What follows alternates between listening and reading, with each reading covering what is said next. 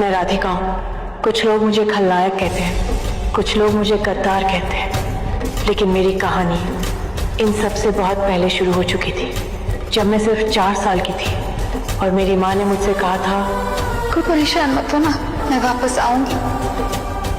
मैंने उन पर विश्वास किया था। मुझे नहीं पता था कि वो मुझे छोड़कर नहीं जा रही थी, वो अपना धर्म निभाने जा रही थी। उन्हें उस बच्चे को जन्म देना था जो एक दिन पूरे देश को बचाने वाली थी, मेरी बेटी अनंता।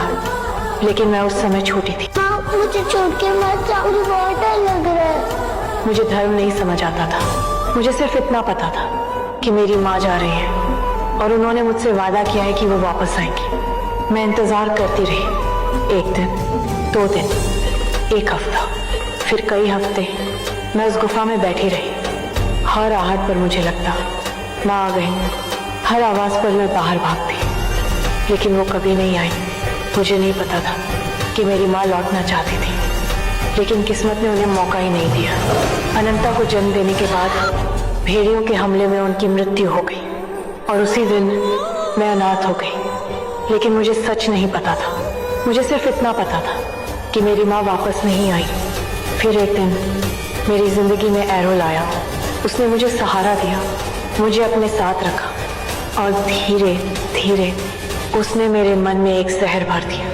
उसने मुझे यकीन दिलाया कि मेरी माँ ने मुझे छोड़ दिया, कि मेरी माँ ने मुझे नहीं, अनंता को चुना, कि मेरी माँ के लिए मैं कभी महत्वपूर्ण थी ही नहीं। धीरे धीरे मेरा इंतजार नफरत में बदल गया, मेरा प्यार गुस्से में बदल गया और मेरी मासूमियत बदले में सालों तक मेरा खून एक प्रयोग के लिए इस्तेमाल किया गया। मैं समझती रही कि ये सब मेरे भविष्य के लिए है, लेकिन सच में मैं सिर्फ एक हथियार बन रही थी। एक दिन एक दुर्घटना हुई, एक प्रयोग गलत हो गया और उसी क्षण मेरी पूरी जिंदगी बदल गई। मैं ड्रैगन बन गई। अब मेरे पास शक्ति थी, अब मेरे पास ताकत थी, अब मेरे पास बदला लेने की क्षमता थी। और फिर मैं पहुंची महाकुंभ, जहां मेरी मुलाकात हुई अनंता से। मुझे नहीं पता था कि वो मेरी बहन है। मैं सिर्फ इतना जानती थी कि वो वही लड़की है जिसकी वजह से मेरी माँ मुझे छोड़कर गई थी। मैंने उससे नफरत की, मैंने उसके खिलाफ योजनाएं बनाई, मैंने उसके विश्वास का फायदा उठाया और जब उसने मुझ पर भरोसा किया, मैंने उसे धोखा दिया। उसने मुझे नागमणि सौंपी और मैंने वही नागमणि उससे छीन ली।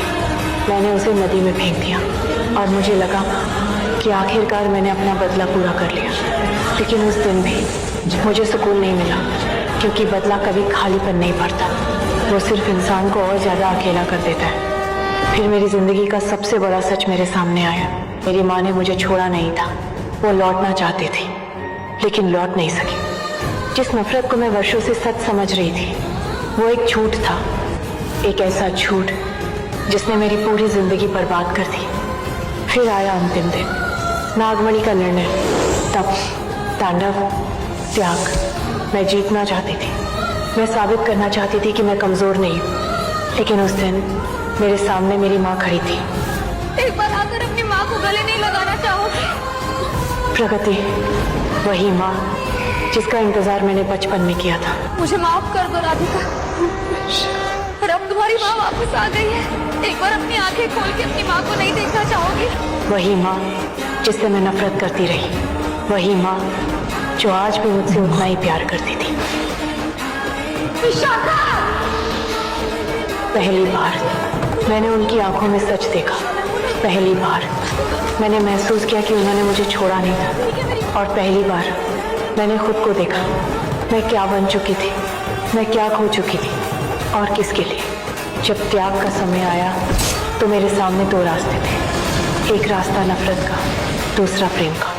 और पहली बार मैंने प्रेम को चुना, मैंने अपनी माँ को चुना, मैंने अपने परिवार को चुना और उसी क्षण मैंने खुद को बलिदान कर दिया। लेकिन इस बार मुझे डर नहीं था, क्योंकि इस बार मैं अकेली नहीं थी। मेरी माँ मेरे साथ थी, मेरी बहन मेरे साथ थी, मेरा परिवार मेरे साथ था।